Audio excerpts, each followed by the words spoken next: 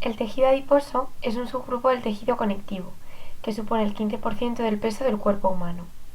Actúa como depósito energético del organismo, ya que es capaz de sintetizar triglicéridos y liberar ácidos grasos. También tiene función endocrina, al liberar citoquinas, hormonas y factores de crecimiento mediante los adipocitos. Dentro de este tejido encontraremos dos grandes grupos. El primero de ellos es el tejido adiposo blanco o unilocular, que recibe este nombre por su color blanco o amarillento. En cuanto a su distribución, podemos encontrarlo como almacén de grasa en el tejido celular subcutáneo, que variará su localización dependiendo del sexo, pero también como tejido de soporte en la planta de los pies, las manos o las nalgas. Estructuralmente, el tejido adiposo unilocular se caracteriza por estar bien vascularizado y sus unidades básicas, los adipocitos, aparecerán separadas por tabiques de tejido conectivo. Dentro de este tejido debemos destacar el adipocito. Se trata de una célula grande, de forma esférica o poliédrica, cuyo citoplasma está ocupado por una única gota de grasa. Por eso recibe el nombre de unilocular. Presenta una membrana celular con vesículas pinocíticas. El citoplasma, como ya hemos dicho, es yuxtanuclear y perigotular, por lo que el núcleo aparece desplazado a la zona periférica de la célula. Por otro lado, tenemos el tejido adiposo pardo o multilocular, que presenta este color por la citocromoxidasa que contienen las mitocondrias. En lo referente a la distribución, es escaso o inexistente en el ser humano adulto, pero muy fácil de encontrar en el recién nacido, en regiones como el cuello, las axilas o el ileo renal. Estructuralmente también es un tejido ricamente vascularizado e inervado, por lo que no será difícil de encontrar vasos en torno a estos adipocitos. Presenta también abundantes tabiques de tejido conectivo, que le confieren un aspecto pseudoglandular. Su unidad básica es el adipocito pardo, que difiere del adipocito en que su citoplasma está formado por múltiples gotas de grasa. Son también células poliédricas y presentan un citoplasma con abundantes orgánulos, entre los que destacan las mitocondrias que aportan gran cantidad de energía.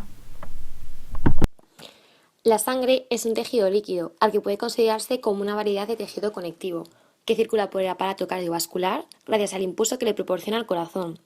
La sangre está compuesta por dos fracciones bien diferenciables: las células sanguíneas o elementos formes de la sangre y el plasma sanguíneo. Respecto a las células, supone el 45% del volumen sanguíneo. Hay diversos tipos de elementos formes en la sangre, y son eritrocitos, plaquetas y leucocitos. Dentro de los leucocitos podemos distinguir granulocitos y agranulocitos. Dentro de los granulocitos tenemos neutrófilos, eosinófilos o basófilos. Y dentro de los granulocitos podemos distinguir linfocitos y monocitos. Respecto al plasma, es la sustancia intercelular líquida en la que nadan las células y que puede asimilarse a la matriz extracelular en otros tipos de tejido conectivo. Está compuesto por agua, electrolitos, proteínas, nutrientes, sustancias nitrogenadas no proteicas y sustancias reguladoras, como son las hormonas y las vitaminas, y supone el 55% del volumen sanguíneo. Respecto a la tinción de una muestra de sangre, no se hacen preparaciones histológicas convencionales en las que la muestra se incluye en parafina y luego se selecciona con un microtomo, sino que para estudiar la sangre se utilizan frotis o extensiones sanguíneas, es decir, sobre un portaobjetos de vidrio se coloca una gota de sangre que es extendida con otro portaobjetos. Después se casa el aire y la extensión sanguínea se la tiñe con una mezcla de azul de metileno y eosina.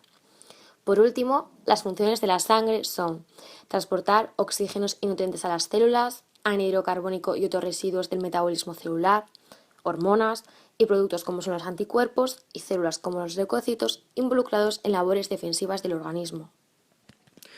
El hematíe tiene una vida media en la sangre de 120 días. En cuanto a su estructura, no son verdaderas células ya que no tienen núcleo y carecen de orgánulos envueltos en membrana. Son corpúsculos bicóncavos muy flexibles ya que se pueden adaptar a la pequeña luz de los capilares. En condiciones normales pueden aparecer hematíes con alguna característica particular: equinocito, cuando los hematíes tienen bajo nivel de ATP, o reticulocito, cuando aún quedan ribonucleoproteínas en su interior. En cuanto a ultraestructura, la hemoglobina le confiere el aspecto homogéneo y el citoesqueleto hace que se mantenga su forma bicóncava. Hay dos proteínas que componen el citoesqueleto principalmente, la espectrina y la actina. Y en cuanto a su función, el transporte de gases, el oxígeno desde el pulmón a tejidos y el CO2 de tejidos a pulmón. La plaqueta tiene una vida media de 8 a 11 días en la sangre. No son verdaderas células, al igual que la hematía, que carecen de núcleo, pero este sí que tiene órganos citoplasmáticos envueltos en membrana. Sus características son que son corpúsculos en forma de disco plano biconvexo y con hialómero, que es una zona periférica pálida que apenas se tiñe, y granulómero cromómero, que es una zona central con granos azurófilos. En cuanto a su ultraestructura, la membrana celular tiene sistema canalicular y glicocális. El hialómero no tiene gránulos membranosos y destacan los microtúbulos circulares junto a la membrana que mantiene la forma de la plaqueta. También tiene actinemiosina en gran cantidad. El granulómero, en cambio, tiene alguna mitocondria, gránulos de glucógeno y gránulos electrondensos, como los alfa-, lisosomas y peroxisomas. También hay un sistema de túbulos electrondensos para la síntesis de prostaglandinas y tromboxano. Por último, su función principal es la coagulación de la sangre. El leucocito eosinófilo vive de 3 a 8 horas en la sangre, pero hay variaciones a lo largo del día. Por la mañana es máximo y por la tarde es mínimo. En cuanto a su estructura, otra vez más, el núcleo es bilobulado habitualmente y su cromatina nuclear es menos densa que la del neutrófilo, y su citoplasma tiene también granulos específicos y azurófilos. Su ultraestructura destaca un núcleo con cromatina densa y un citoplasma con granulos específicos que contienen en su interior un cristaloide central electrón denso, fácil para identificarlos, y contienen algunas proteínas y enzimas. En cuanto a los granulos azurófilos, son pequeños y contienen también otro tipo de enzimas. Su función principal es la fagocitosis de complejos antígeno-anticuerpo y parecen estar involucrados en la destrucción de parásitos. También, por último, participa en procesos alérgicos. El leucocito neutrófilo es una célula que permanece en sangre solamente unas pocas horas, unas 6, hasta que alcanzan el tejido conectivo, donde tiene una vida de 2 a 5 días. Llegan al tejido conectivo gracias al mecanismo de diapédesis.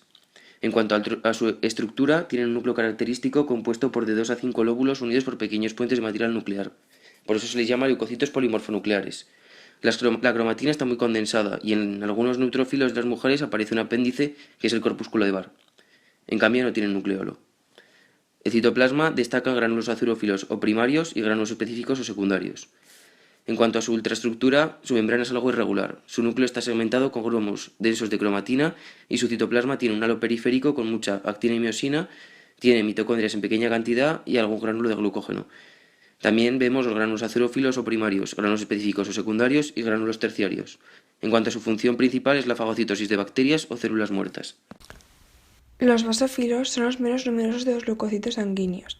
Respecto a la estructura, tenemos un núcleo que es bilobulado y que presenta una simple hendidura nuclear y cromatina condensada.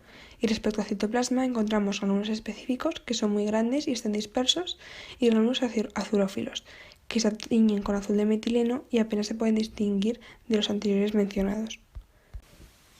Respecto a la ultraestructura, encontramos en el citoplasma escasos orgánulos, granulos específicos que son grandes y tienen forma variable y son bastante electrondensos, pero homogéneos y contienen histamina, heparina, ATP, serotonina.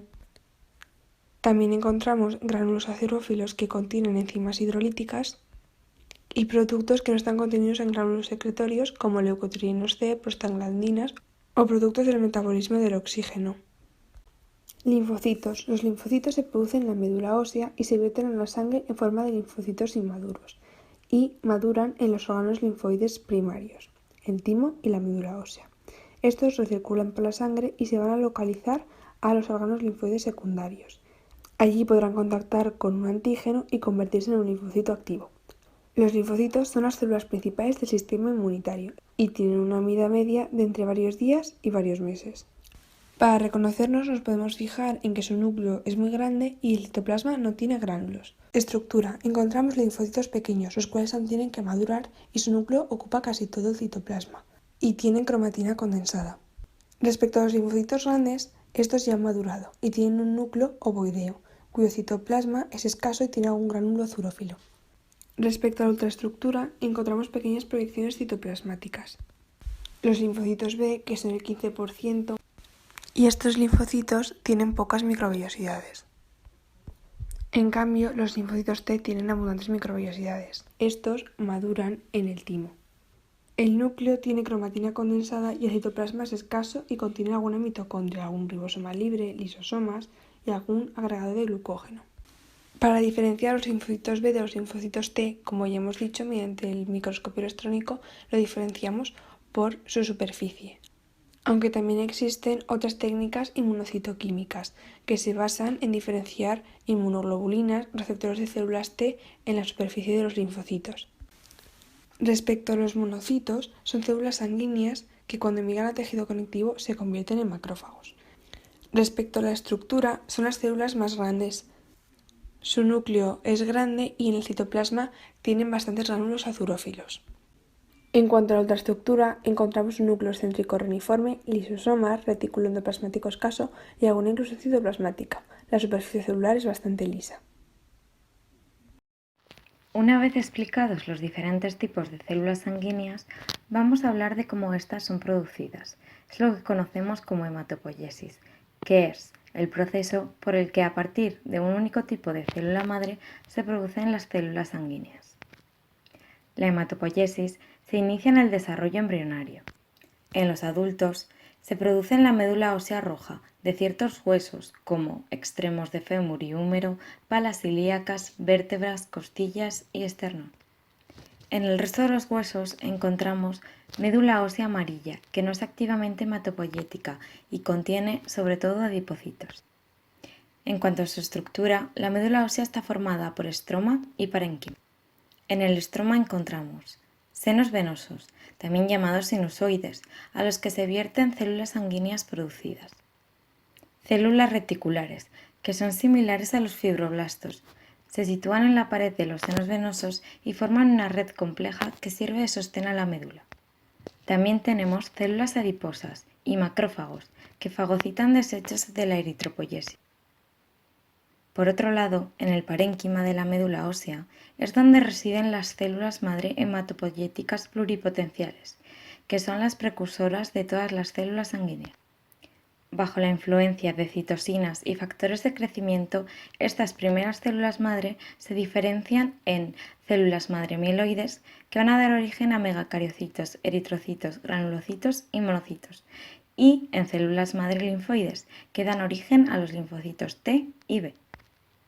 A su vez, estas células se diferenciarán dando lugar a diferentes tipos de células progenitoras, que a su vez originarán células en maduración y que finalmente darán las diferentes células sanguíneas. La eritropoyesis es el proceso de formación de glóbulos rojos. En ella, los eritrocitos, tras sucesivas mitosis, evolucionan de proeritroblastos a basófilos, luego eritroblastos policromatófilos y ortopolicromatófilos, en reticulocitos y finalmente eritrocitos maduros. Los eritrocitos en desarrollo se hacen más pequeños, cambian su apariencia citoplasmática de azul a rojo debido a una intensa acumulación de hemoglobina y destruyen sus núcleos. En la granulopoiesis, los granulocitos se originan a partir de las diferentes células precursoras, que originarán los diferentes tipos de granulocitos, neutrófilos, eosinófilos y basófilos. Las células precursoras de neutrófilos sufren 6 etapas morfológicamente identificables en el desarrollo: mieloblastos, promielocito, mielocito, metamielocito, células en banda, hasta llegar a neutrófilos maduros. El desarrollo de otros granulocitos sigue un camino similar. La monopoiesis es la producción de monocitos. En la linfopoiesis, los linfocitos se desarrollan a partir de prolinfocitos B y T, que provienen de la célula madre linfoide. Los prolinfocitos B madurarán en la propia médula ósea, mientras que los T viajan al timo donde formarán los linfocitos T maduros. Finalmente, en la trombopoiesis, los trombocitos o plaquetas se producen en la médula ósea por los megacariocitos.